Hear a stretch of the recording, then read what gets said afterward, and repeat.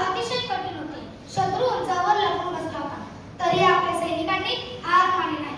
भारत माता की जय म्हणत त्यांनी दाखवलेल्या ध्यासामुळेच आज आपण आपल्या घरात सुरक्षित आहोत. शब्दात नाही सांगता येणार त्यांचे ते शौर्य महान, ज्यांनी आपल्या देशासाठी दिले आपले प्राण.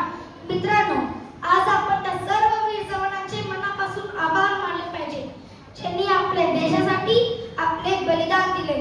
आपण